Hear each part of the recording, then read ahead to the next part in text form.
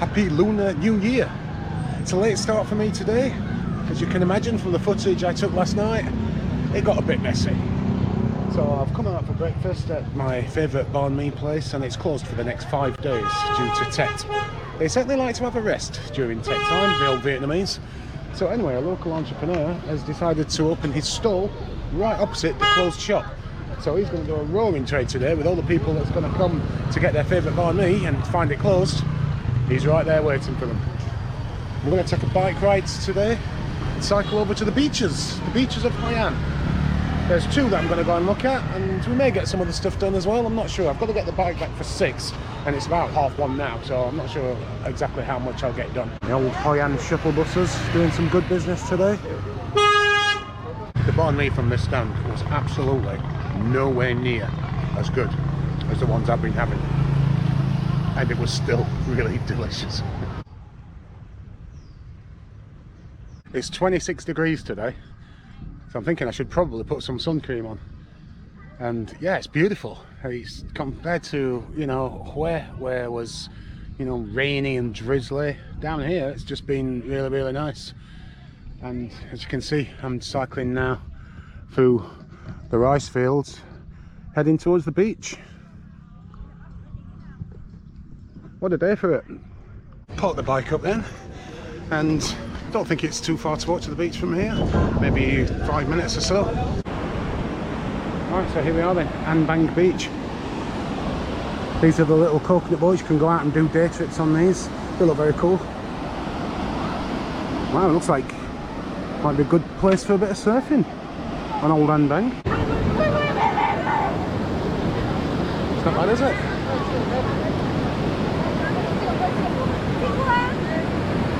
Just up the coast in the distance we can see the skyscrapers, the big hotels of Da Nang. That's where I'm heading tomorrow. It's 27 kilometres away, believe it or not. It doesn't look that far. And there's no public buses. And I've not actually booked a shuttle bus yet, and some guys in the hostel who are trying to get there today couldn't get one. Everything's full. So it might be a bloody taxi. That's going to cost. Really, it's crazy that there's no public buses from Hoi An to Da Nang. There used to be. They used to scam you, but it still only cost you £1 or so. I've made it to Hoi Dai Beach then, which is the beach that's actually closer to Hoi An, and there's no one on it at all. There's no kind of refreshments or bars or anything like the other one. This one just seems to be a bit kind of neglected.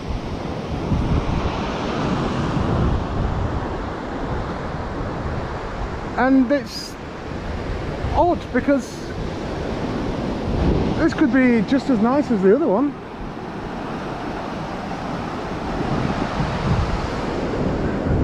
And just over here is very interesting. It looks like a huge, brutal, God knows what. I don't know what that is. Well, this is the East Vietnam Sea. Oh, it's got me. Wet feet now, trying to dip my fingers in. Oh, there's not much going on here. Wow, how odd. It looks like it's probably some kind of abandoned resort. But I mean, it's not the prettiest of buildings, is it?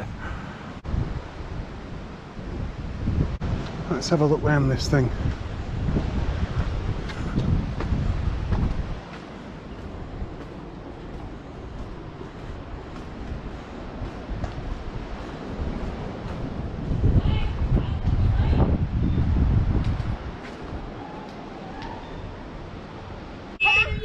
Happy New Year!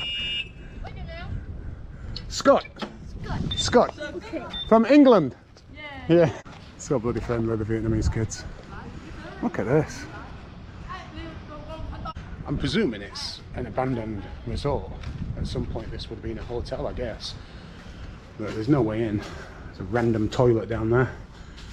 The actual building itself looks in pretty good condition. And I was just thinking, maybe it's not abandoned at all. Maybe it's actually been built. But it was like this 4 years ago.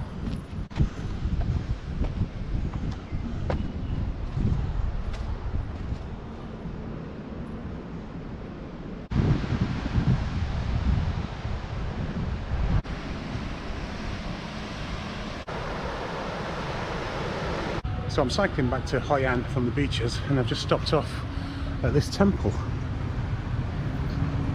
Now, you don't normally see temples like this in Vietnam. This is more like something you'd find in Thailand. The ones in Vietnam seem to be much smaller. Wow, it's very nice, this one. I like it. I've cycled across 2 bridges to the island of Cam Kik. And on first impressions, it seems a lot more rural, nowhere near as touristy. I've no idea if there's anything to see. I'm just going to cycle around aimlessly and see what we can discover. Hello. Hello. Hello. Hello.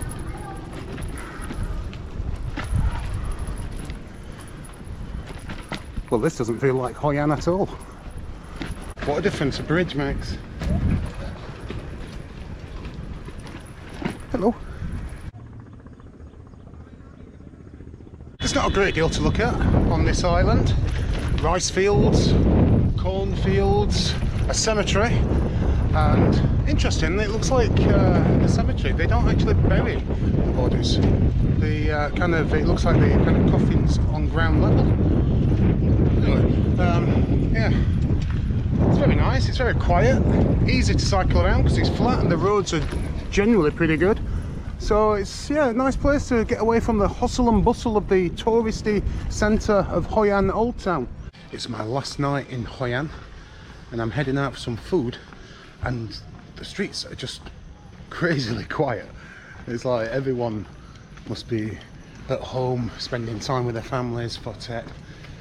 I'm heading down to the old town where it probably will be much busier. I've seen just down near where the Japanese bridge is, right in the heart of the old town, a few little kind of cafe restaurants next to the river. Looks pretty cheap, Vietnamese food. So I think I'm going to go there. I'm going to have some pho, which I don't actually think I've had yet, crazily enough. And what else do they do? Grilled pork and rice or something. And I can get both meals for about £3. So that's what I'm going to do now. My last night in the beautiful and touristy city of Hoi An. There's a lot of people having boat rides tonight.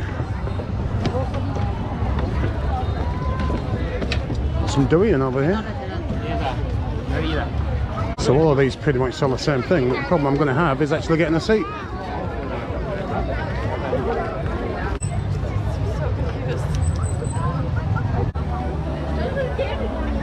The pho that I ordered was 50,000, so about £1.60, and the roast pork and rice was 45,000. So about £1.50. So the 2 meals came to, yeah, about £3. And I wasn't expecting much, to be honest. It's absolutely amazing. One of the best meals I've had in Vietnam.